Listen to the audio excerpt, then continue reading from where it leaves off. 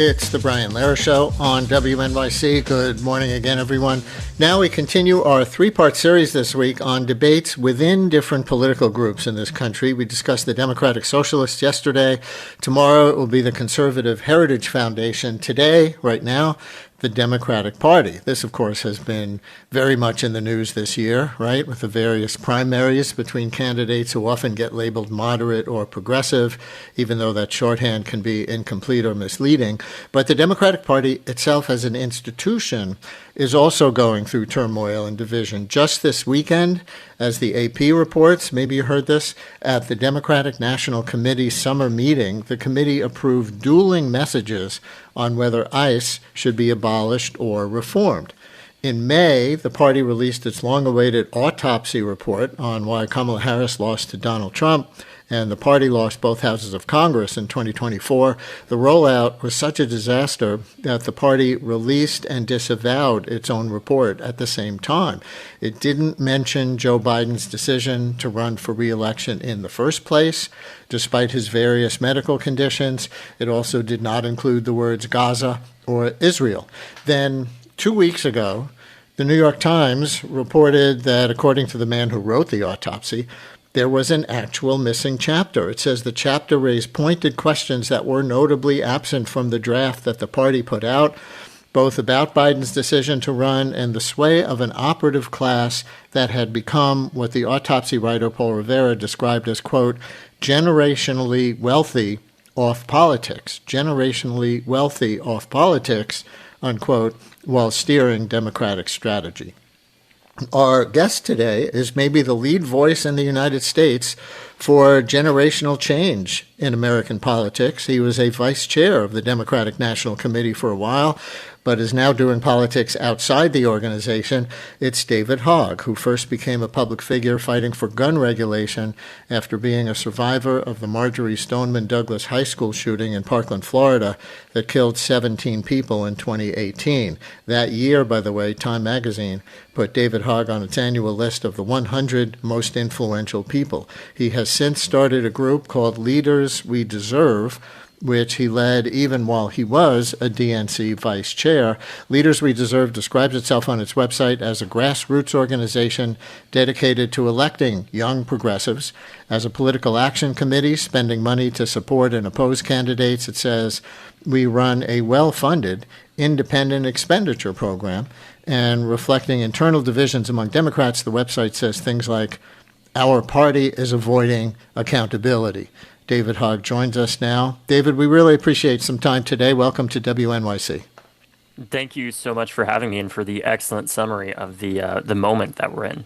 Oh, I was just going to invite you to say if I characterized Leaders We Deserve fairly enough, so I guess you think so. But do you want to add anything to give listeners a fuller picture?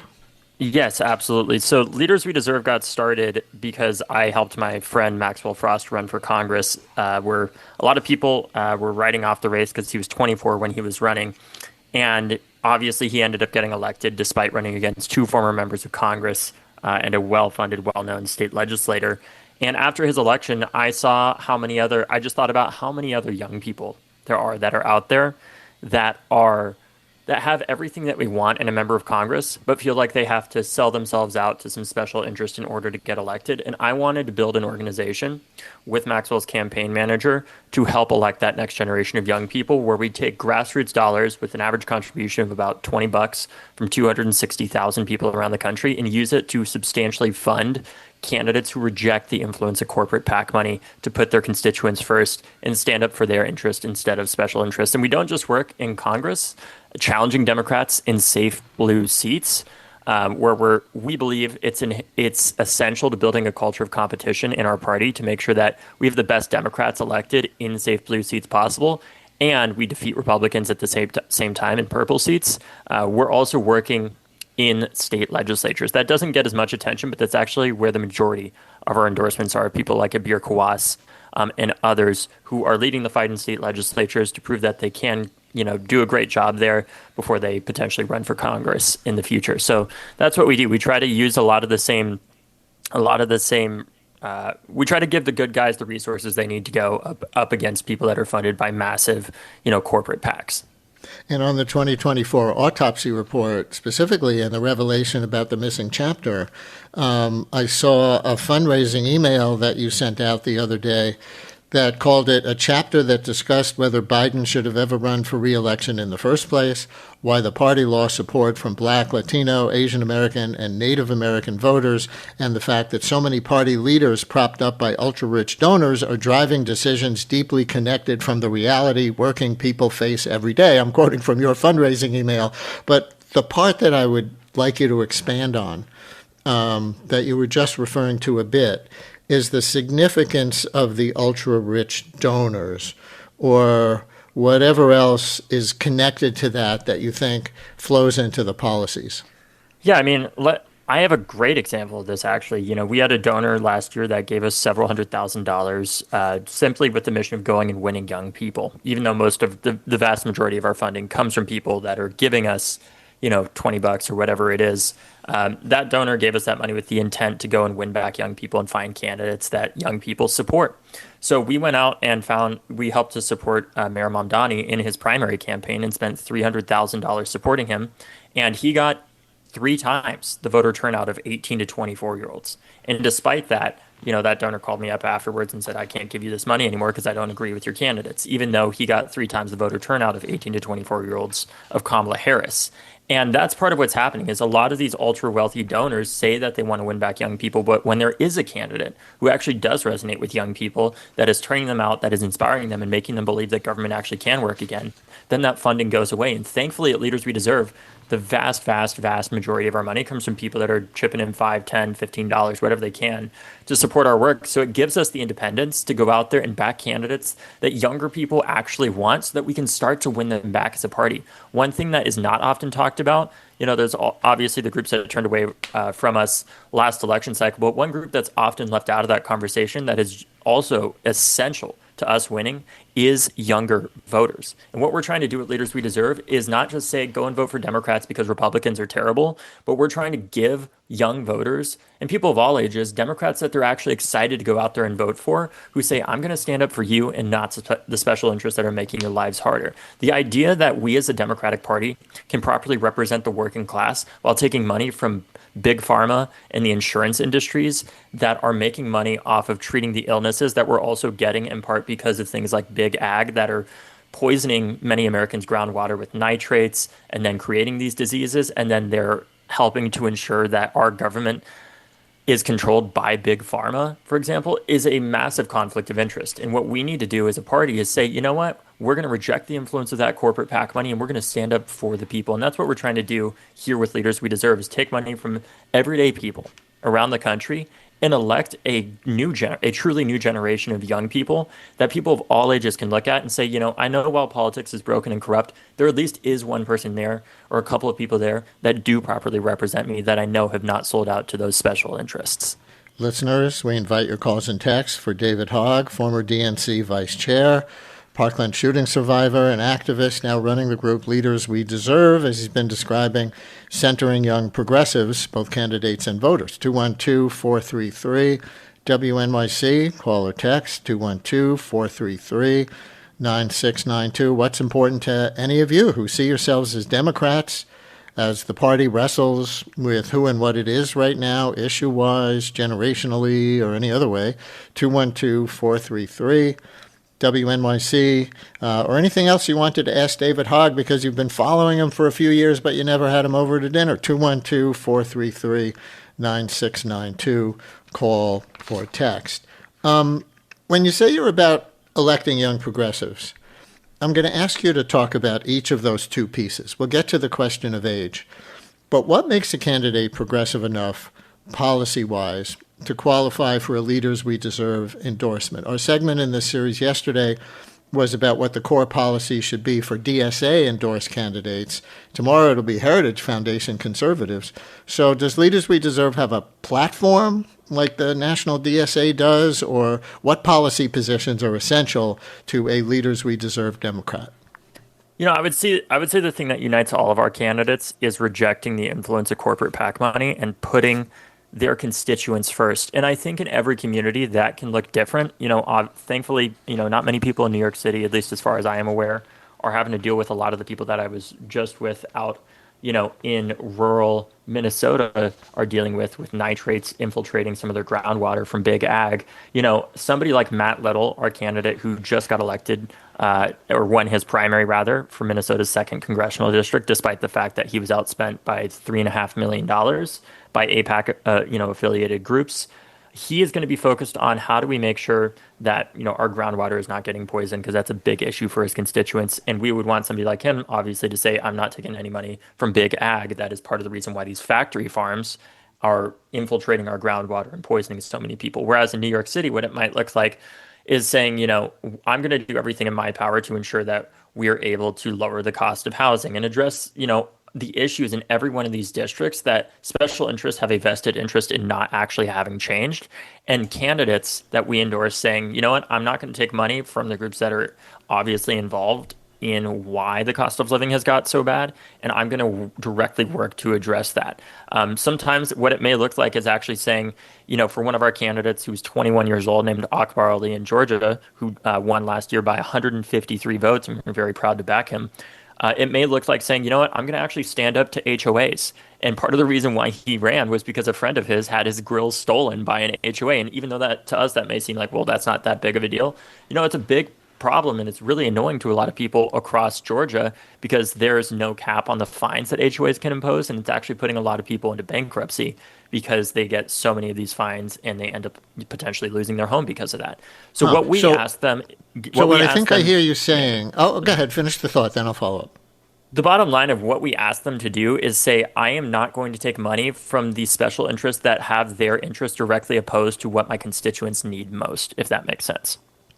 Yeah, so it's really focusing on funding sources rather than policy positions. And I guess a pushback question could be, well, there are a lot of Democrats right now, elected Democrats at the state and local and national levels, who do take some of this corporate money, but still stand with the Democratic Party on the more progressive positions, especially in our binary world of Democrats and Republicans. You understand what I'm asking? Totally. And what I would say to that is, look, if those people are going to be part of our party, I may not agree with them, just like there may be people that I don't agree with on guns. But if they are there and they want to, for example, be with us when it comes to voting in support of abortion rights, or they do want to vote against the special interests that are funding them, which, is very rare because they're not going to bite the hand that feeds.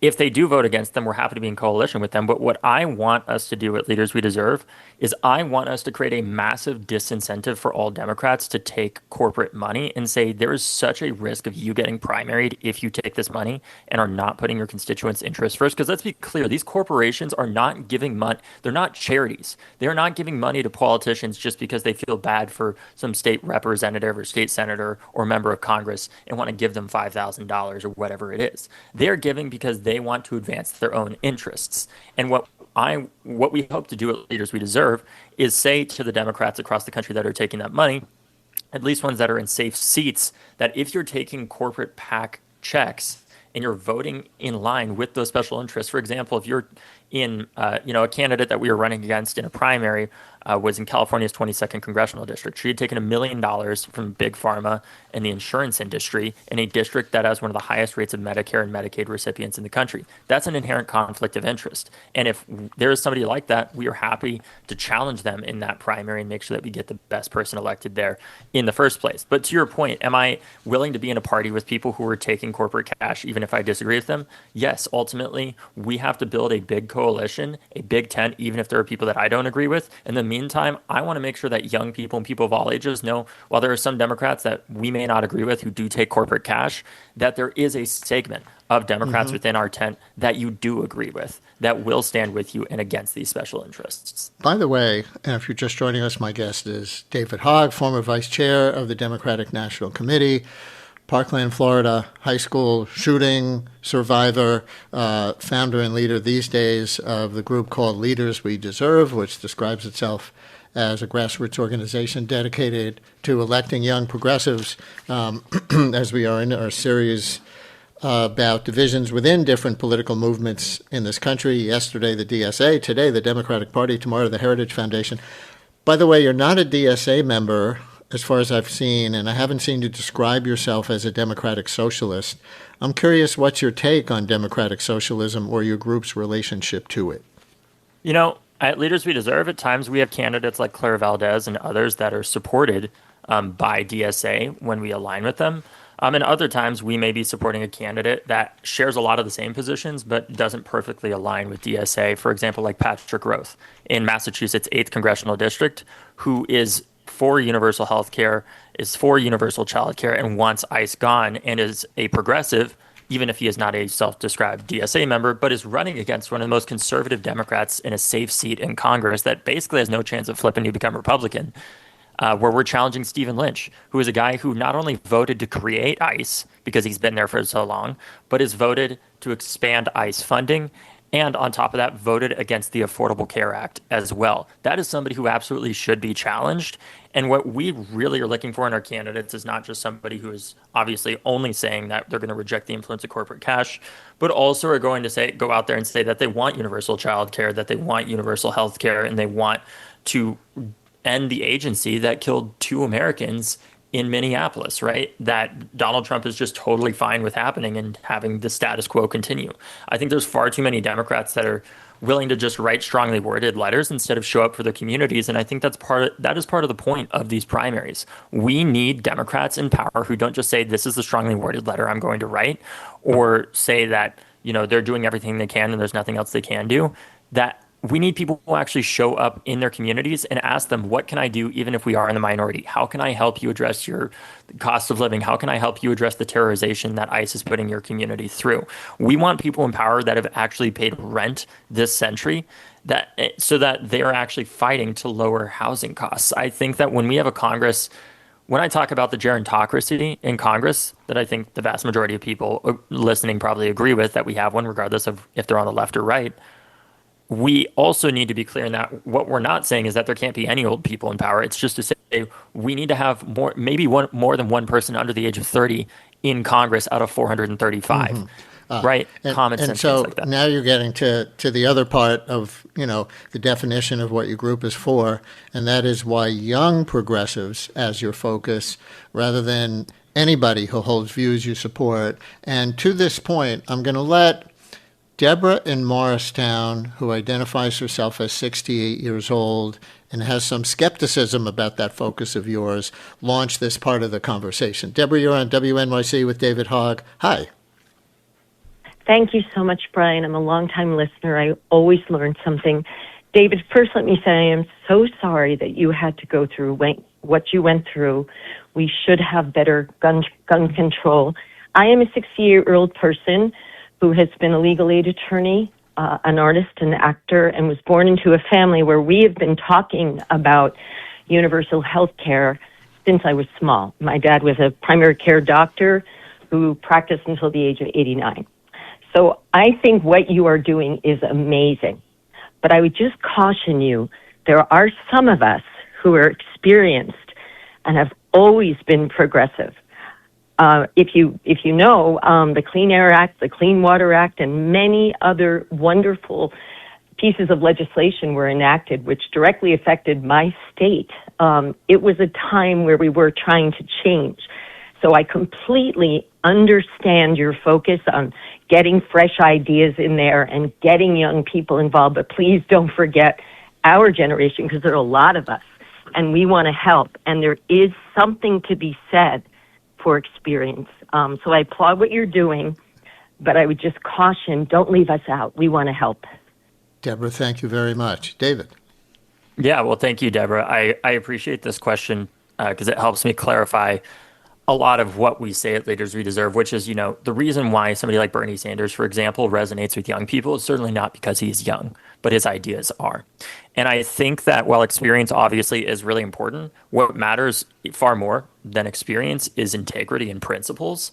Because if if purely just having the most experienced Congress, just to push back a little bit, if only having the most experienced Congress in American history was truly the thing that was going to bring us to a better place, I would not be on this show right now talking, because we would have solved a lot more problems than we have. I think the bigger problem that we have is not that people in Congress don't have experience. I think it's that they don't have the motivation to actually try new things and try to work harder and try to know that these are not lifetime appointments.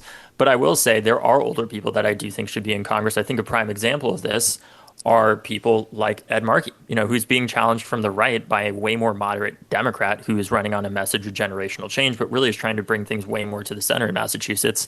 And while I think, Senator Markey probably should retire, I think that I don't want us taking a huge step back and electing a moderate in that position and having this message of generational change co-opted. Right. But I want to challenge our party and the culture that says that it is unacceptable to challenge somebody who's been there for 25 out of 26 years of my life, like Stephen Lynch. I was just going to bring up the Markey Moulton race, so I'm glad you mentioned it. And I guess the most skeptical question that somebody might ask about your focus, relentless focus, because I see, I'm on your list. I'm on a million political lists from all kinds of points of view. And, I know you've sent out 20 fundraising emails just that I've received just in the month of August. Yep. So you're so active and you always focus on youth. And I guess the most skeptical question I could ask about that is, are you using an ageism bias among young people in any way to organize or fundraise? Because you're not saying Bernie Sanders, 84, should be replaced by a younger senator, Elizabeth Warren, 77. They're progressive, and they're not just progressives. I think another of your something that you care about is they have a lot of fight in them. And the Senate primary in Massachusetts is so interesting to me, where Ed Markey, age 80, is the Medicare for All progressive, endorsed by Bernie Sanders and others, against 47-year-old Scott Moulton, who, as you describe, is more centrist, more moderate. But he, too, is running on generational change, which makes me think this may not actually be about age in either of your case, if I want to really be a skeptic, but just uses age to stoke division, when the real issue is how progressive to be and the willingness to fight for those things. So why shouldn't someone think that age is just a demographic organizing and fundraising tool and not really a signifier of who's going to do the right thing in office? I think part of it is that this is not nearly, for us, it's not nearly as much about age as it is the status quo, and saying that this is unacceptable and that we need to challenge the people that have been part of creating the status quo for the past 25 years.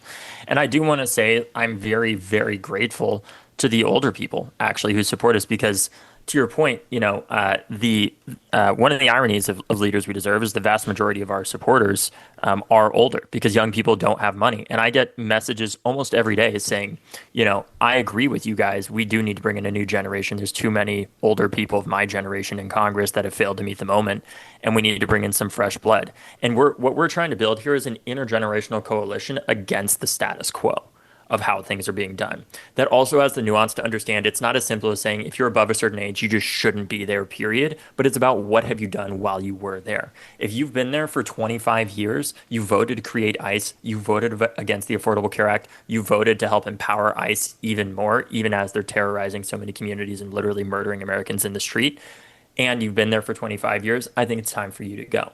So I think that's part of how I would add in the nuance to this of saying it's not, well, for us, obviously, age is a big component, in part because it is so much harder for younger people to raise money and have any form of a level playing field to be able to run a race against an older incumbent. We are making sure that we're helping to level that playing field so that they have the chance to compete against an older person who has way more connections. And also, when we're going out there and knocking doors, when I'm working with these campaigns, it's not just young people that are with us. It's a lot of older people that are sick and tired of the status quo. I think one of the people that ironically is most out of touch with their generation here in Washington, D.C. is Chuck Schumer, far more than it is any of the few young people that we have in Congress. People are sick and tired of the status quo. There's a reason why at these No Kings protests, it's a lot of older people that grew up protesting during the Vietnam War and are still protesting to this day. And I think it's important that we pay honor and respect to that intergenerational coalition that we have that's helping to empower a lot of these wins because it's not purely just young people that are getting out and voting out these incumbents. It's also it's also older people that are getting out and voting for them. Because the final thing that I'll say is what's most interesting about this work is you would think that it's just young people that are supportive of younger people that are running. But what I find is actually kind of a I find two groups of people that are the most supportive. People under the age of 30 are very supportive because they're like, thank God somebody who's like me, that we need in power. And then people over the age of 60 also generally tend to be very supportive of bringing in younger people because they're like, oh my God, my generation just cannot figure this out and we need to get out of the way and let the younger people lead. And that's the kind of coalition that we're building. In between that, though, between, under 60 to 30, are the people that I find are actually least supportive of younger people under the age of 30 running a lot of the time because I call it the valley of insecurity where they're like, well, why is that person running? And like, I wasn't, necessarily when they were that age. But ironically, it's a lot of older people and younger people that are very supportive of challenging the status quo. That's really, really interesting. All right, we had the caller who identified herself as age 68. Here's Nia, who says she's 23 in Brooklyn. Nia, you're on WNYC with David Hogg. Hey there. Hi, Brian. Happy to be on. My question for David primarily concerns Leaders We Deserve's outreach strategy. As I was listening to the conversation, I naturally picked up my phone and went onto Instagram to check out the organization's Instagram page. And I was surprised to see that there is kind of a void of activity. I see like lots of very current candidates being supported and static posts supporting all of them. But I was surprised that an organization that's really trying to connect with younger people wouldn't be like significantly more active on social media.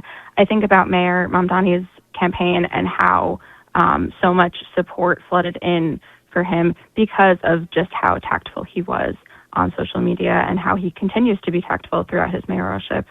So I'm curious what Leaders We Deserve's strategy looks like in terms of trying to connect with young people who want to get involved with politics, want to support progressive candidates, and who, maybe can't contribute hundreds of dollars to campaigns, but can contribute $5, $20. That seems like it would be a very key part in mobilizing, especially given that most mobilization happens online these days. David. Yeah, well, thanks for your question. I'll say that when we're talking about the majority of the work that we do, like I said, is in state legislatures. And unfortunately, those are not races that people are going to be super tuned into or paying attention to a lot of the time, even if they're some of the most impactful. And part of what we do with leaders is we'll make content for our candidates that on occasion does go like pretty viral on TikTok and other places like that. And we'll go out to be with our candidates on the ground too, like with Matt Little in Minnesota, where we were knocking doors with tons of people, or Justin Pearson. The other thing is we also have a very active TikTok that I would highly suggest checking out, where we're trying to constantly inspire young people and remind them of some of the work our candidates are doing to say like, hey, generational changes here. Mayor Mamdani is doing this or this is going on. You should definitely check out our TikTok.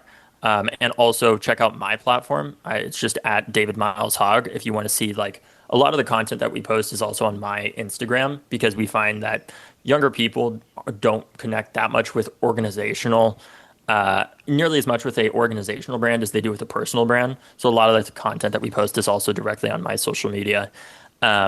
And we're constantly trying to put that out there. And part of what we're doing too, especially for next cycle, is investing a lot more in recruitment. Because the fact of the matter is a lot of the time the person who is running for office may not have, the best TikTok or social media.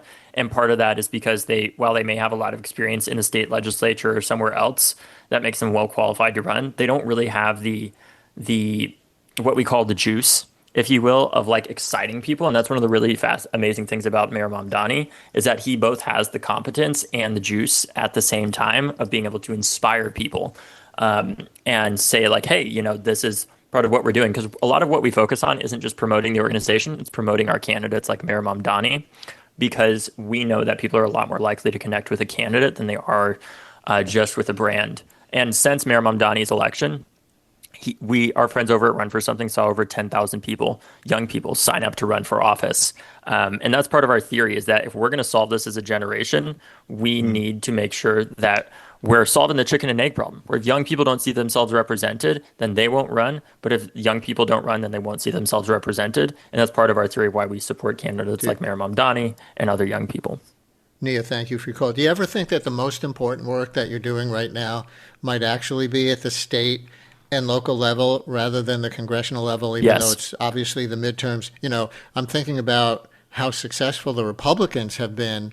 Maybe it goes back to the Newt Gingrich, Pat Robertson, Pat Buchanan 90s, when it seems to me that they really focused on winning state government, and the Republicans disproportionately have control of state governments. And who knows, we might even see that play a role in the aftermath of the 2026 elections, when they have Trump-aligned people who might try to overturn legitimate Democratic victories. That's just one of the outcomes. But they've been much more effective than the Democrats, it seems to me, over decades. Yeah, they have. And that was actually part of the reason why we focused so much on state legislatures. One of the main things that I studied in college was the history of the conservative movement after World War II. And I saw how much they invested at the state legislative level working to win states, because those states determine what congressional maps look like. And what keeps me up at night, the year that keeps me up at night far more than just 2026 or 28 is 2030, because that is when census reapportionment happens. And we're going to have states like Wisconsin, Michigan, New York, and California lose 1 to 3 electoral votes each, with states like Florida, Texas, and Utah gaining between 1 to 4 electoral votes and congressional seats. And what's going to determine what those seats look like are those state legislatures that approve those congressional maps, which is part of the reason we've been investing since 2024 deeply in states like Texas, Florida, Georgia, and others that are critical to making sure that we have fair maps, because Democrats could be facing a reality where if we don't start winning some of these state legislatures in the South, we may not have the U.S. House in our control for a decade. And it's not because the majority of Americans don't support Democrats in the House. It's because the districts have been drawn so unfairly that it is next to near impossible for Democrats to win back the House if we don't start winning these state legislatures. And that's why I really need people, if they're interested, to learn more about our work or donate, because we obviously don't take any corporate cash to support our work at leaderswedeserve.com. Getting the fundraising pitch in there, and really interesting focusing on the 2030 census at this point. We have 10 minutes left with David Hogg from Leaders We Deserve. When we come back after a break, I want to play you 2 media clips from Sunday that I think are very striking and very relevant to the moment. One of Hakeem Jeffries, one of Mara Liasson. Stay with us.